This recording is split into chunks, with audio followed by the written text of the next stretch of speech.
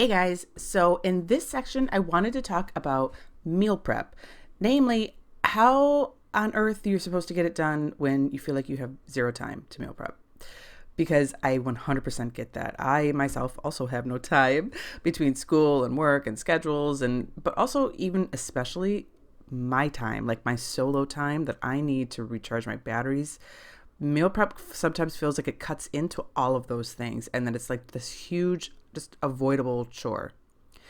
But trust me when I say the payoff of actually doing some meal prep is immeasurable. I can spend somewhere between like 20 minutes and an hour getting a few items prepared for the week. And then what I wind up with is more time than those 20 minutes or an hour as the week goes on. It saves me more time in the evenings, sometimes up to a half an hour every night, just having done 20 minutes of work at the start of the week. So you might be asking, what is a meal prep structure, which is the name of this step? A meal prep structure is the detailed breakdown of how a particular meal prep session is going to go. It's looking at all of the meals that you have planned for the week and then seeing what you can do ahead of time to make the preparation of those meals easier over the next 5 to 7 days. And that's what I really recommend doing, is like 5 to 7 days only. Don't worry about prepping more than that. If 5 to 7 days even feels overwhelming, doing 3 days at a time, finding 15 minutes to get 3 days worth of meal prep done, can also take the same amount of weight off your shoulders.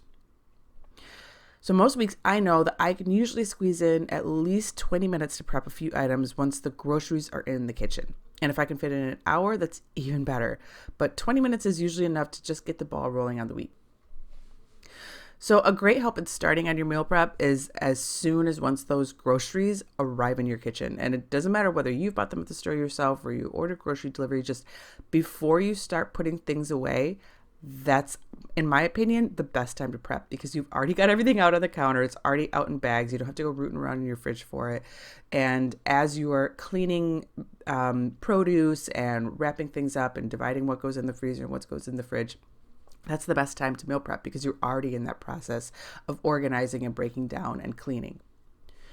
So this is how I create a meal prep structure in a step-by-step way. So step one, take a look at your meal plan. So I'm going to use a dummy meal plan that I just kind of like put together for the purpose of showing you how I create this structure.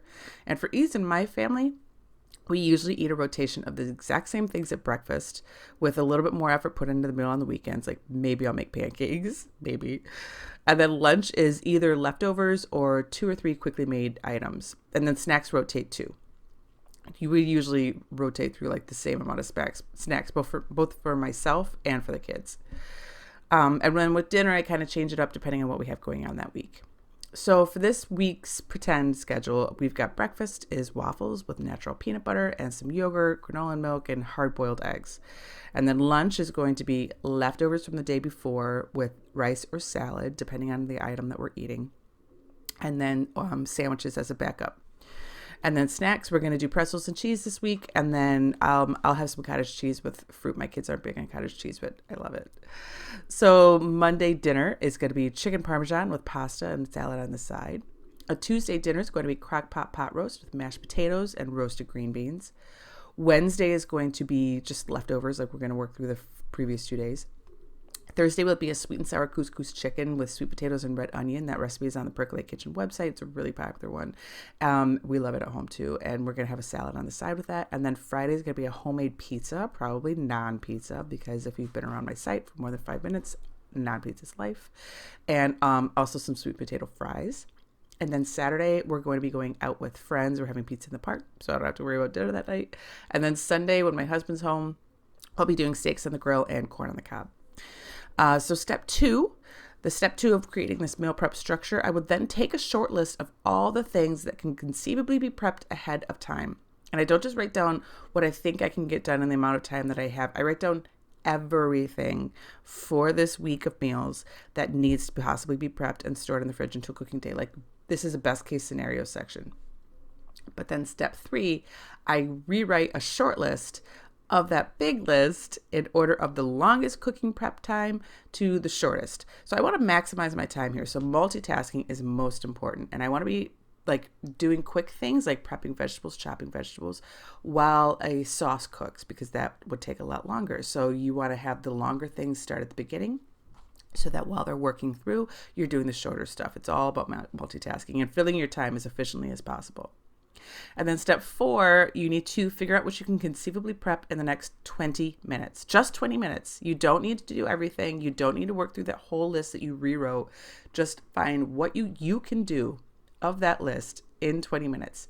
If you think that you can extend it to 40 minutes, then try to do that, because I find that especially around that time is when my kids get anxious and antsy and start coming in the kitchen and asking for snacks, and everything winds up suddenly taking a lot longer. So if I know I have an hour, I'll kind of only give myself 40 minutes to fill that hour, if that makes sense, because that's around the time that I know things start to crop up. So think an hour max, but really it's what you can do in about 40 minutes. That would take you an hour to do. If you're a mother, I know that you understand what I mean. So here's the meal prep list that I made from this fake meal plan. So I'm going to be doing, this is the big list: hard-boiled eggs, marinara sauce, and then that's going to be divided into some pizza sauce. I'm going to get the pot roast ready, roast green beans. I'm going to peel and dice and then also slice sweet potatoes, because you're going to be using 2 different ways. And then I'm going to make a salad dressing. So the longest to cook of that is the hard-boiled eggs, the marinara, and then the roasted green beans also, which are easy, but they take a little bit longer to cook. And then if I have that extra time, I'm going to prep a pot roast in a bag so I can just dump it in the crock pot on the night of. I'll peel and slice and dice the sweet potatoes, and then I'll mix the salad dressing. So ready? Let's start. Okay, so pretend you're in the kitchen with me at this point. So we're going to preheat the oven about 350, 375 to get it nice and hot for roasting the green beans. So I'm going to need 10 minutes for the marinara. And the marinara I make is super basic. I do not go crazy on it. I just dice up onions and garlic, and I sweat them in a little olive oil, and then I add 1 or 2 big cans of crushed tomatoes, a little tomato paste, and some dried oregano. Like, that's it. I don't get crazy with different types of tomatoes and water and wine and lemon and sugar. Like, I don't add any of that kind of stuff. I keep it basic. And then I simmer that at medium low on the stovetop until the onions cook through and the whole pot smells amazing. Sometimes if I don't feel like chopping onions and garlic, I will just peel them and pulse them in the food processor. Again, we're going for convenience, for ease, for speed. If you don't feel like chopping, put the rest of your items in your kitchen to work. So then I'm going to need 5 minutes for hard-boiled eggs. I put the eggs in a pot of cold water, and then I bring that to a boil with the lid on. Once it's boiling, I turn the heat off, and then I just let the eggs sit there for about 5 minutes, and that's enough time to get eggs cooked exactly the way we usually like them. If I have the Instant Pot already out on the counter or it's easily accessible, I will cook hard-boiled eggs in the Instant Pot. And then I need about 5 minutes for green beans. If I have to, I'll snip up the ends of the beans, and then I'll toss them in oil and salt, spread them on a sheet pan, put them in the oven, and then cook them for 8 minutes, maybe 10, until they get to be a little bit brown. Take them out, cool them, put them in the fridge. So at this point, I'm about roughly 20 minutes in, and I have already gotten breakfast done, the marinara for both chicken parm and pizza, and the green beans are ready for the pot roast. So that's already saving me a lot of time later on in the week, where I can just grab and go these items and throw the rest of it dinner together. But if I do have more time, then I'll try and get to the rest of the list. So at this point, I'll need about 15-ish minutes, I would wager, for the pot roast, 10 minutes to prep for sweet potatoes. But I want to also say, if your grocery store sells prepped produce like mine does, they will often sell, my grocery store will often sell peeled sweet potatoes that are already diced. That's what I'm buying. I'm not going to make myself do extra work if I don't have to.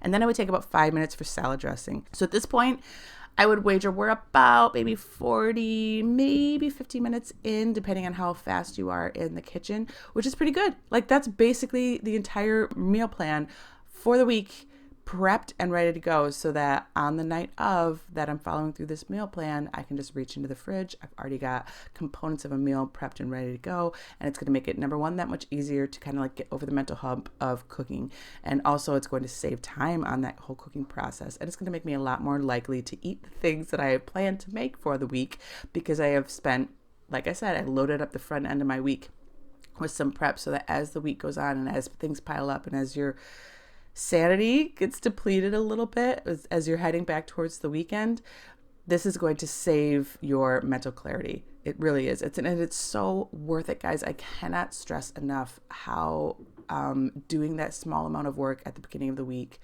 is worth it for lightening the load that you're going to be carrying that week. Like, it's really important.